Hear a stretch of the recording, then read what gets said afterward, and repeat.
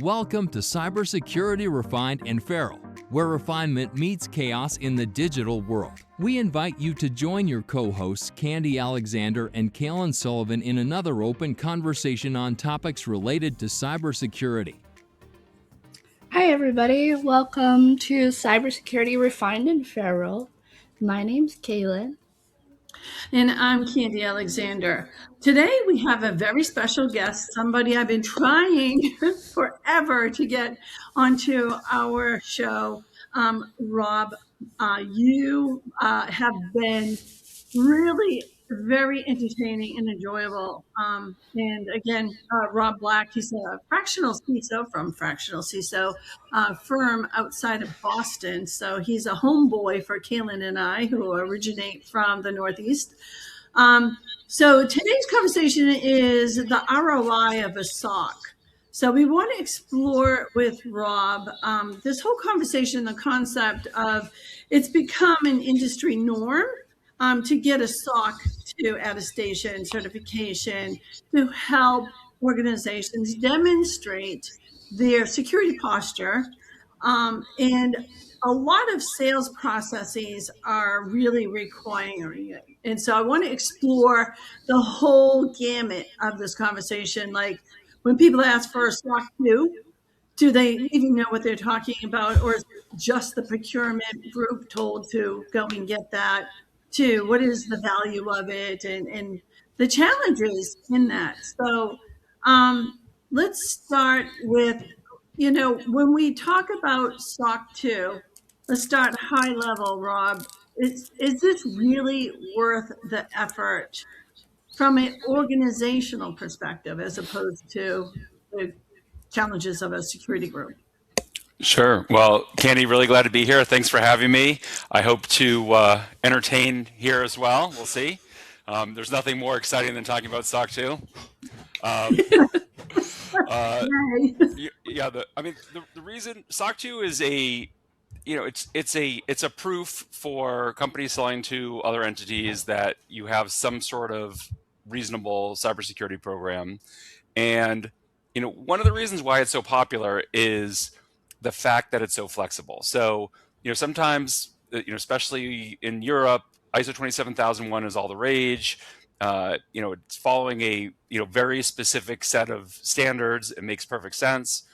SOC 2 is much more flexible in its framework. So it's based on the COSO principles, comes down to a set of requirements. Those requirements, while a little bit fluid, basically tie to those principles. And that's why it's so popular. You can also scope it for just the product line, the whole business, or really any combination that you might have within an organization. So the value is on the SOC 2 side is you are helping to prove you are who you say you are to your customers, your prospects. Mm-hmm. And to me, the question is, are you selling to, for instance, large enterprise? If you're selling to large enterprise, the answer is it's probably the cost of doing business, right? And maybe you even need to do more. If you're selling to a consumer, maybe the consumer doesn't care. You just have some nice words on your website, say we love security, and the consumer will just buy. And then maybe if you're selling to small business, there's some combination of where small business is like, wow, they have all my data. This is pretty important. So I think the value prop for SOC 2 is different for different organizations and different situations. The benefit from my perspective is it is the most flexible. It's the most flexible, and then the second piece is the report can be extremely valuable. So basically, the auditor is going to write a report about the company's environment, and so that report is used by the prospects, used by the company that's purchasing to see, is the program good? And let me see the descriptions. Is it really, as they described? Now, I think that's on the benefit side. Now there is a cost. Right. And so again, I think much like compliance checklists, right? Like business people, business leadership on both sides, whether that is the organization getting the SOC or a consumer organization soliciting the services, I think they just know security told me I need to ask for a SOC. Don't know what it is other than high level, what you just said. It's just a rubber stamp. So, I just fear though that like many audits and attestations, it's a point in time. So that's the scary part, right? It's like, a vendor will come in and you have that observation period. And so everybody, kind of like when grandma comes to visit you, everybody sits up tight, up straight, puts the best clothes on, cleans their rooms, all that good stuff.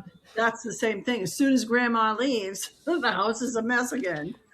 Yeah, I think that's somewhat true. The SOC 2 Type 2, which is measuring over a period of time, the auditor is asking for evidence throughout the whole period of time. So yes, maybe grandma sees that the couch cushions are all neatly laid out there, but if grandma's doing a SOC 2 Type 2, she's going to want evidence to support that the couch was like that a month ago and 2 months ago and 3 months ago. To make sure there's no socks under the cushions. No crumbs, no little snack foods in the couch. So I mean, I think with any observation, there's going to be a possibility of missing things, but ideally the auditor is asking for a set of data that's going to show that the company is performing the activity. So for instance, an employee leaves and did you take them out of all the systems? Well, show me the ticket that says that so-and-so was removed on this day and they were taking out of system XYZ. And, they could have faked the ticket, but boy, that's a lot of work, right? So presumably if there's some documentation around that shows 5 months ago that occurred, good chance it occurred. The auditor obviously can also observe today, is that person out of all those systems? Right. So, I mean, I guess you don't know for a fact that they really were taken out 5 months ago, but all the evidence, the ticketing system, the fact that they're not in there today really points to, they probably were following that process. So one could also speculate that it's also showing and demonstrating people know what they're supposed to do. For sure. Right? And so it's also educational and awareness from the operations folks. And somewhat, I know I did a SOC 2 preparedness project, if you will, and let's explore this angle as well. Of course, their scope was just for their product line and not for the rest of the organization. Yeah. So, the good news, bad news is that engineering had to do up that risk plan, right? The risk identification and what are the top 5, 7, whatever risks are and how they're being addressed and mitigated. I think that was really good in the case I'm talking about for the CTO to really stop and think about those things. Otherwise, they often don't. Do you find that to be true? So I think a risk assessment, independent of whether it's a SOC 2 or any other framework, if you're just doing a risk assessment, has tremendous value. Right. Because the risk assessment itself, as you point out, the activity makes you think through, okay, what are my risks? Oh yeah, we've always known that, that we don't do this thing quite right. And so, you put it on there and then you have a list of things and you're like, we really should fix thing 1. Bad guys could get in if they did some activity. So, anytime you write down things that are bad, there's a persuasion thing.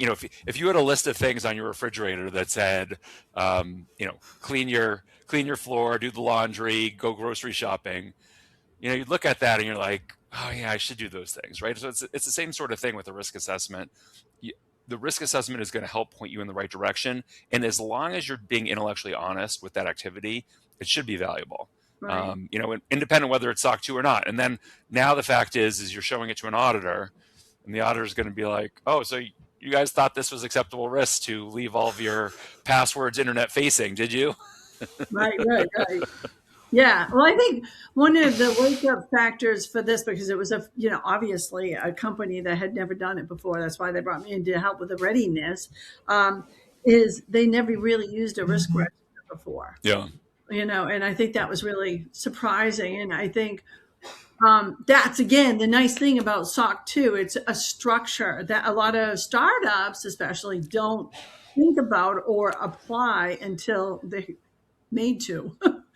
Yeah, for sure. So a risk assessment, I would say even if you're not doing a SOC 2, you should do a risk assessment, right? You should understand, at the very least, understand where your risks are and say, okay, we're not going to address these things. Cool. But management understands them and they know, hey, when we get more investment or we have more time, we're going to address these issues. Right. So let's go the cost and the pain. Yeah. So, thankfully now there's some great technical solutions to help you prepare and demonstrate you meet the controls, like pick any GRC application. And, days of old, you didn't have that necessarily. But it's still a lot of work to go. It's a lot of work. Sure. All that information. So, we're hearing from a lot of security teams, and I'm sure you are as well, is like, how am I supposed to, with the small team I already have, how am I supposed to do business as usual work? Like, chase down, alarms, monitor, do, whatever, vulnerability management and all that stuff. And go and collect. I mean, how many controls, how many pieces of evidence? Yeah, it's probably like 150 to 250 pieces of evidence, for even like a small, not small, but like, let's say a couple 100-person company. Sure. So yeah, it's a lot of work. How are organizations doing that? Well, what the ones does that? Yeah, the ones we see are the ones that hire us because they know it's a pain. Right. So we help them through that. But but they're I think the answer is, if you're running your program well, a bunch of those things should just come out of that. Now there are a bunch of so that's maybe a third of it, let's just say. Okay. Yeah. But then there's still 2/3 of the work that you have to do. And when I think about let's say it's 150 things, just to make it easy. I think of it as a third of technical controls, and most companies are probably already doing that. And if they're not, they should be. And then there's a third that are, let's say, governance, HR type things like background checks, org chart. Are you doing employee reviews, that sort of thing? So that's, so it's probably they're doing it. There's probably some documentation, maybe you need to tighten those things up. And then there's a third that is process stuff like great change control and vendor management and risk assessment. And probably they're not doing a lot of those things. And, that's certainly where we can add a lot of value. Sometimes those tools add value. At least they give you structure for doing it. The tools don't, the magic genie does not pop out of the tool and do that work though. So like the company still has to change. One area there where we see a challenge for most SaaS companies is change control. And you might say, well, there's always a Jira ticket or something for every software change you make. And the answer is, yeah, of course, that's true. But how about all the firewall configuration changes or the administrative changes you make in your system? And then most companies are like, oh, yeah, we don't ticket that. Right. So there's a philosophical change. It's like not necessarily tied to the SOC 2. It's tied to your everyday. You have to remember every day, okay, we're making some changes to our firewall configuration, to our load balancer or whatever. Let's put in a ticket and then let's make that change. And can we just explore that one a little bit? Yeah. Because really, your firewall changes, you're not documenting. I lose my mind when I come to security groups that are IT groups that will do this. Like, well, I didn't think it was a big deal. Right. Yeah, but also sometimes it's a 50-person, 100-person company, and it wasn't a regular process. When the company started out, the founder was making all these changes, and when there was a 2-person company, they weren't doing it right. And then they handed it off to Jimmy, and Jimmy is like, oh, I got to change these things. The boss told me to. And then all of a sudden you're a 150-person company, and Jimmy's still just making changes without telling anyone. in that little dark room in the corner. Yeah, those changes. Yep. Yeah, it's crazy. And so, like, when I think about collecting the artifacts, evidence, or whatever for the SOC 2, and by the way, this is no different than, like, I mean, how many IT financial control audits have you been through? I mean, it's the same thing. But Yes. I think, more of the focus and challenge is getting the engineering group, to, play along. And Well, it's quite burdensome because I mean, so basically, yes, let's even say you're doing everything, but yeah, now it's like, okay, pull the tickets to demonstrate that, um, you know, you've made 12 drops to your. We want to see the 12 changes to your software. Pull all the tickets for those changes. Okay, there were some bugs that came in. Show us that you had a ticket for them and did this thing. You had an incident. Let's show me the write up. And so, you know, it's not that it's not in your ticketing system. It's just that, boy, yeah, querying all that stuff and takes presenting time. it to the auditor is non-trivial Especially when you're running lean and mean as a for sure. team anyway. But Yeah. I think another another complaint or a challenge I've heard is like, I keep asking them.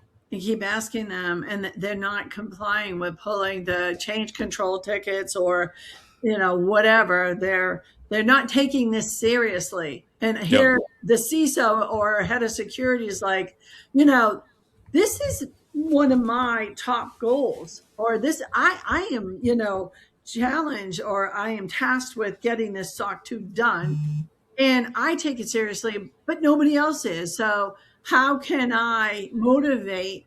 And then you go and, escalate that challenge to their, management or your management. And it's like, well, just make do. So how do you get around those challenges? Yeah. I mean, for the most part, I will assume senior management's bought in. So when senior management's bought in, usually folks are going to do it. Yeah. Now, I think one of the things is if you don't have that repetitive muscle of always doing the same thing, it can be tough. So, Yeah. let's switch gears from change management to vendor management. So, a new Yeah. vendor comes in, and so when someone in marketing wants a new vendor, and they're like, "Oh yeah, we're just going to sign with you," and so what that you have my whole customer database. We're not going to do any sort of checks that you're handling that data responsibly. And then security is like, what do you mean we didn't do any sort of validation? Like, that's crazy. And like, oh, we always sign up marketing vendors. We never have to check. And so, getting that philosophical change across the organization is, Yeah. it's not easy. And it's even if like, okay, yeah, we're going to handle this properly in procurement. But meanwhile, someone in marketing threw their credit card down and bought the tool and put all the data in there, right? So, That happens? yeah, for sure, and it's not just marketing, but so the thing is you need a philosophical change, and it's not like people are trying to do the wrong thing. It's like they're Right. trying to get their job done, Yes. and when they rolled out the process, they didn't think about the fact that okay, everything doesn't go through procurement. Right. Right. And maybe that's just it, is that, everybody's just trying to get their job done, and maybe Yes. have that communication with those folks that you're trying to get support from. Just say, hey, listen, I'm just trying to get this done. And, once it's done, it's done, and, just Yeah, have but that. then you'll have the battle every time they want to have a new vendor and they need it yesterday, and now all of a sudden Right. you have to do a security review. So Right. But I think too, and again, being around a couple of times around the block, we both know the first time is really painful. And so it gets yeah, easier. And so people know first it. time is painful. The second time, strangely enough, is less painful, but um, I think it is also a fair amount of work because all the things that you knew that went wrong the first time, either because the auditor told you or because you knew and the auditor didn't catch it, you're trying to fix for the second time. So the second time is it's not like the first time, but it's not also like the third or fourth or fifth time, right? Right. And so then you get into a cadence. Maybe you automate some of the data collection Right. pieces. You put more process around the things that were painful in the past, and suddenly subsequent audits are quite easy. Okay. Right. Subsequent audits are much easier anyway. Right. Yeah, I agree. And the more mature right? So when you hit the 5th, 6th, 7th, 8th, 10th, 12th time, it becomes, just, part of the job. It becomes rote, but I mean, also, but personnel changes and other things change. So, it's not like you're in a static environment. So, like the person that did it perfectly last time or the last 5 times is no longer with the organization, and now all of a sudden, it's a little bit scary because are you going to do all those things right? Or that amazing process you had put into place 2 years ago, there was a bunch of changes, and so now that process isn't operating effectively, and you didn't realize it until the audit. And now what do you do? So there can be future. I guess complacency can lead to future problems. Well, that's true. That's true. So I think as well,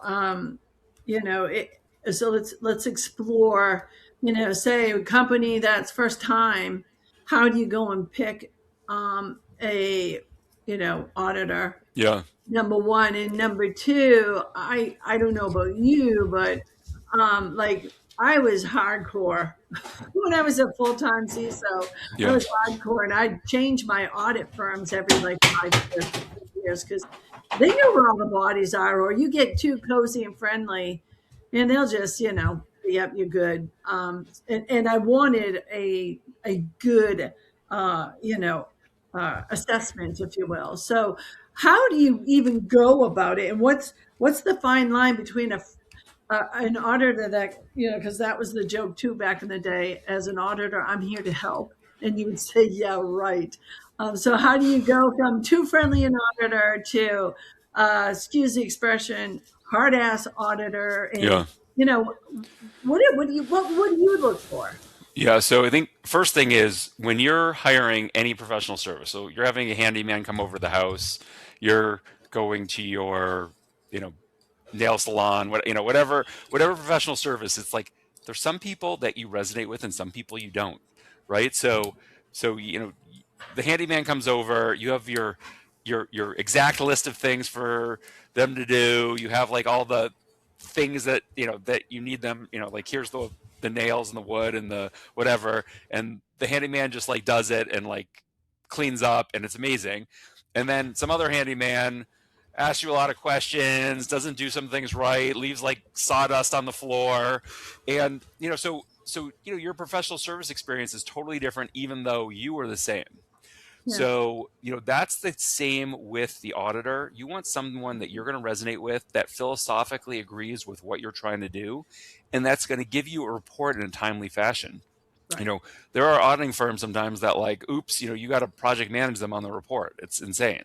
Or, or they're just not that responsive, or, whatever the thing is. So interview a auditor like you would like your handyman. Right. Yeah. And is the saying true with, selecting a audit firm, you get what you pay for? Because I mean, I know a lot of startups that I've worked for, they go with the least expensive because, Yeah, well, you get what you pay for. I mean, the thing is, when it's least expensive, how do they do it? They either contract the auditors overseas, so there could be a huge time difference, could be a language barrier. And so now all of a sudden your audits have to be at like from 7 to 10 a.m. or something, right? Right. Audit time. Yeah. Or language could be a challenge. How do they do it? They skimp on time. Yeah. So you have a low quality audit and you say, oh, no big deal. Okay, but now does your customer accept that audit when it's like Joe's discount auditing firm, as opposed to as opposed to a firm that people have heard of, right, and has a good reputation.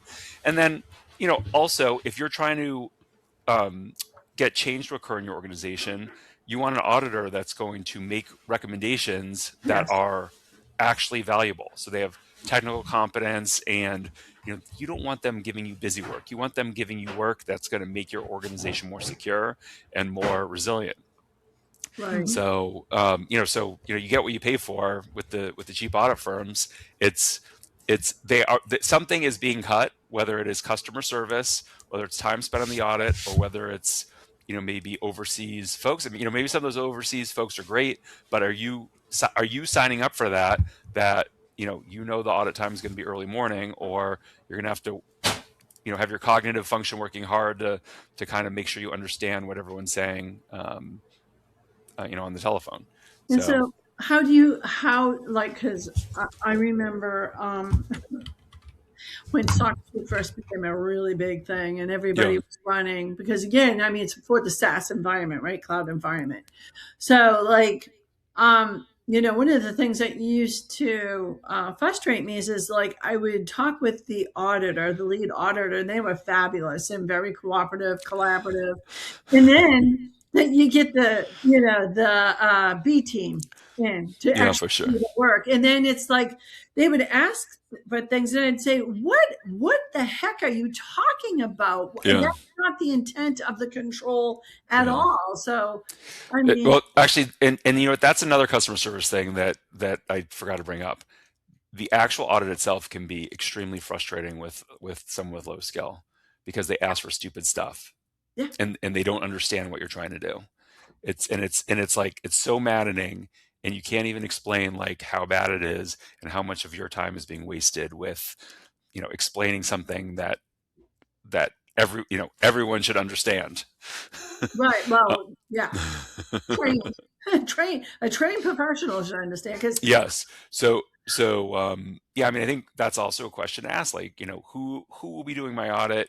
Obviously with a big firm, they're not going to be able to guarantee that it's this person or that person, but right. maybe they can guarantee they're in the US, they have at least 5 years of auditing experience, or technical auditor. So it's like when you say AWS, they're not saying, how do you spell that? It's they understand some of the things. It's this was not an audit, SOC 2 audit, but one time one of my clients had a customer audit, and a big four auditing firm sent, I'm going to assume, a financial auditor to look at the company's Yes. controls.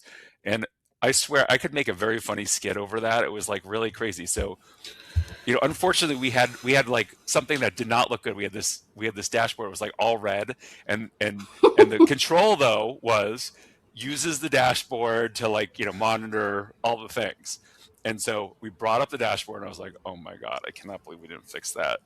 And the lady's looking at it, and she's like, yep, using the dashboard, monitoring the controls. And then, okay, next thing. I was like, But that's a okay, perfect but what's example.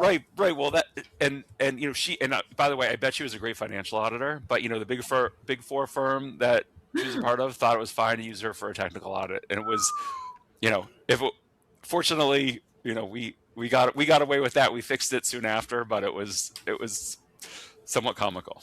But that's the point too, right? The control says so. It's like ISO 9000, right? It's not whether or not it's good; it's that it's documented, right? Yes, I mean, yes, that's the bad part. And yeah, yes. oh my God, that's terrifying. So, and again, it comes down to the intent of the control. Is the intent that you use a dashboard? Not really. It's kind of like, do you use the dashboard? Right, right, right. Yeah. So, yep. Well, it's as I said, it's like hiring any professional service. You got to make sure that the firm and the people are qualified. Certain firms have much better reputations. Some firms are kind of known for being, essentially technical Yeah. cybersecurity audit firms, as Yeah. opposed to financial CPA firms, Yeah. or some practices within them are extremely competent. Well, So I mean that's the point too, right? Because let's face it, the SOC 2 um, is a true audit firm, like yes, EY and all of those yes, big financial firms or a financial audit firm. And so they scurried to bring in cyber people or cyber auditors, right? And so I think yeah. that Some of those folks are quite good, by the way, the oh E&Ys and yeah, stuff. I mean, yeah, wow, I mean on yeah, the technical side. I mean, it's when they are short staffed, and they use a non-technical unusual. auditor. That's, I think, where they get into trouble. Exactly. Well, but in all fairness, that may be okay because some of the controls, like the personal security, right? Like, do you do Yep. background checks? That Right. doesn't. Is your org chart up to date? Do you have an HR manual? Like you do not need to be a technical genius to be able to evaluate those things. Right, right, right. I think Interesting. it's also important to keep in mind too that you're hiring these auditors, so they want to please you as the security team too.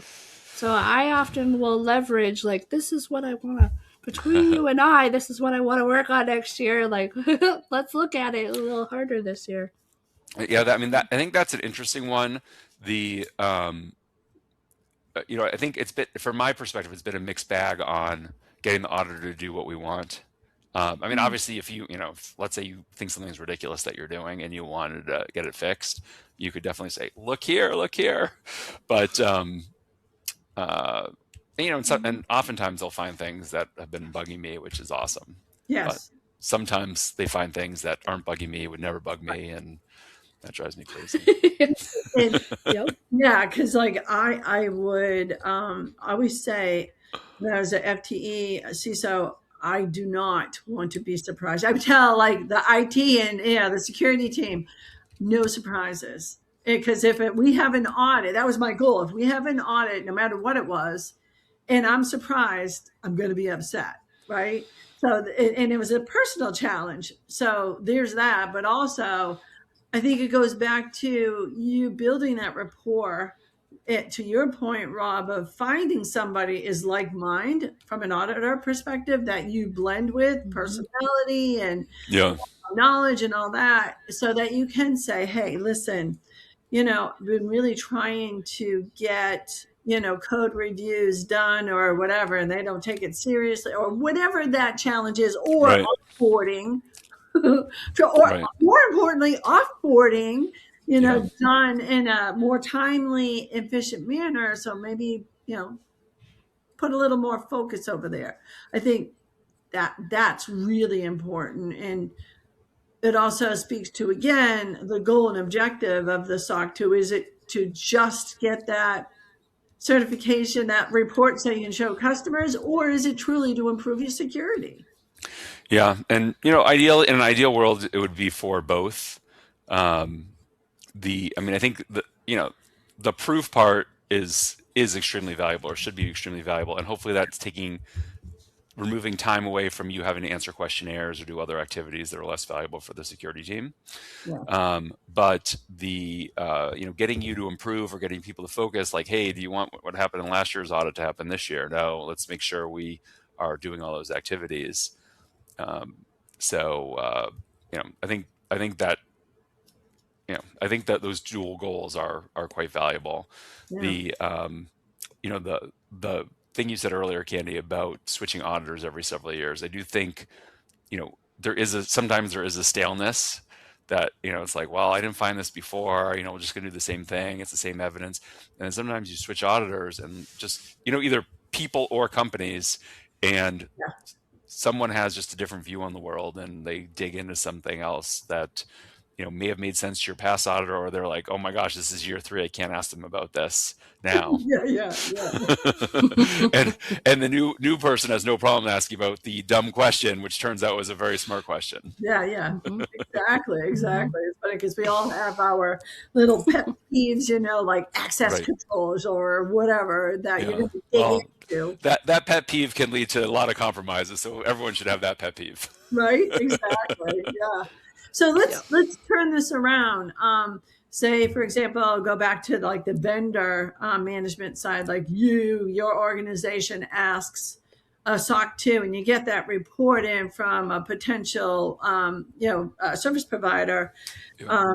and there's some things in there that just kind of make you worried.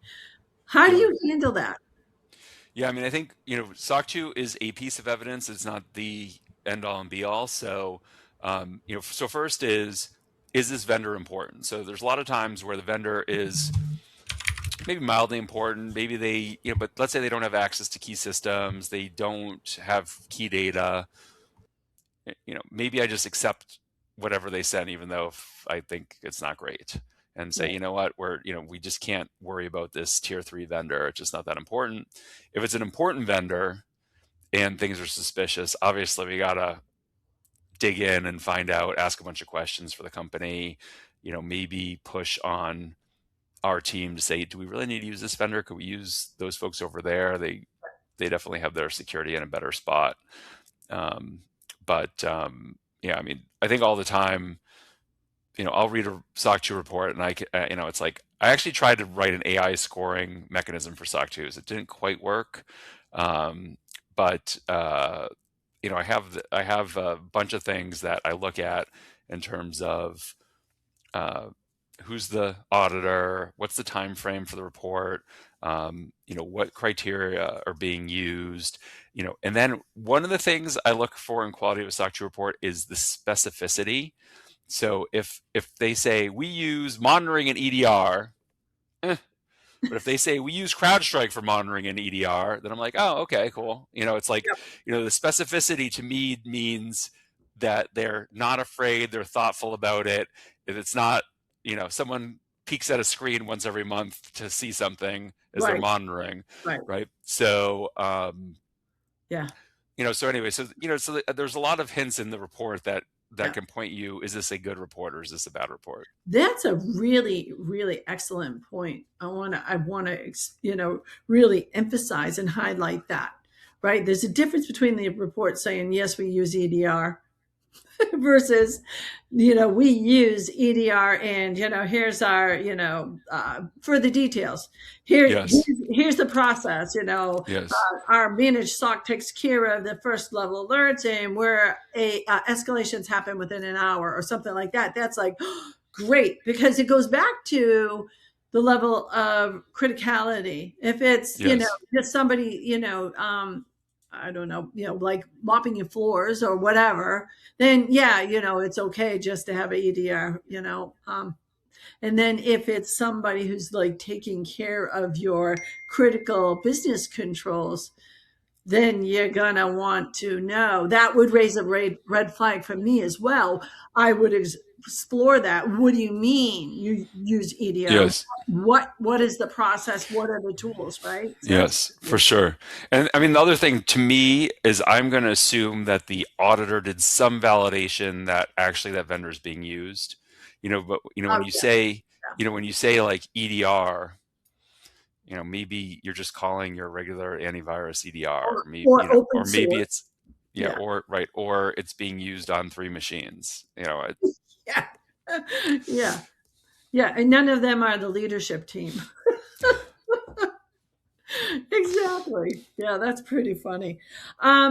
We have just a couple of minutes left, and if you were to provide any words of wisdom in regards to the ROI of a SOC, any aspect or all aspects, what are your parting words that you want people to think about? Yeah. So to me, it should be a sales driven thing. That the return on investment is so obvious when your sales process is slow, when it's like a friction in the gears of the sales process, and they're always asking security questions, and you're saying, oh, is this worth it? We made the sale anyway.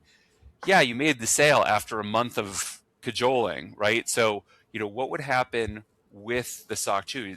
Even when you say we haven't lost any deals, how much more time could your sales team have spent with different prospects and customers if they had that SOC 2? So the metric is it's a how much friction is in your sales process, maybe measured by close time, maybe measured by number of prospects that are pushing back on your security. But that's the thing that you should be measuring, not lost deals. Yes. Because someone who really wants to use your product is probably going to find a way to use your product. That does not mean that you didn't slow things down for a couple months or miss out on another prospect that you couldn't spend time with because you were spending too much time with this prospect. I hear salespeople who Yeah. say, "Woo, his." Yeah, I mean, but I mean, the thing is you're talking about ROI. That almost has to be the ROI. The ROI has to be some sort of sales metric, because you don't do SOC 2 just because.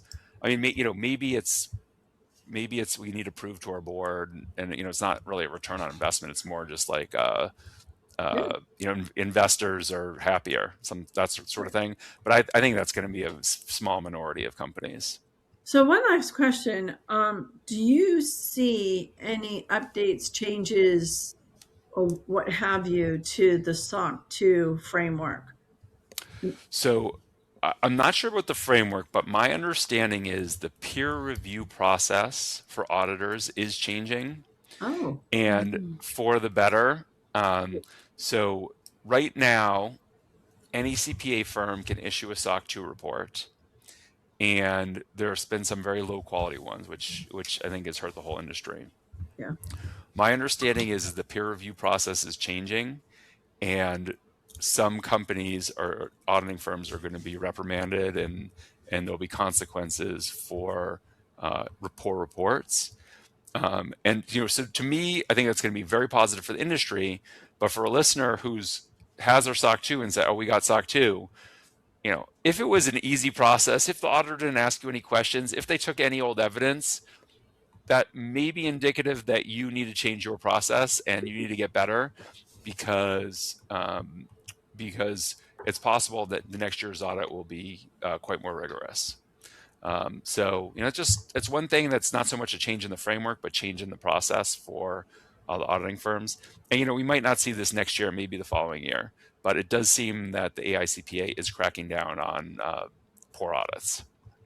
Yeah. Well, that's great news. I'm so glad to hear that. And we'll just have to wait and see. And Right. maybe in a year or two, we'll have you back and we'll talk about that. And then, I mean, come on, what podcast or YouTube episode would be worth anything if we didn't use the words AI? So, maybe we'll explore that one in the future. But I think this has been really helpful. Really, really appreciate it. Had a lot of fun. Again, I absolutely love your, LinkedIn skits. They're very humorous, entertaining, but dead on. Well, we aim to please. Absolutely. Cailin, any parting words? I was quiet this time for all our listeners and viewers because I am sick today, but I wanted to say thank you so much, Rob. I get such a good kick out of all of your videos. Loved having you on here. We'll have to come back when we can all actually engage better. But yeah, thank you so much. All right. Well, great talking to you both. Really enjoyed it. Thank you.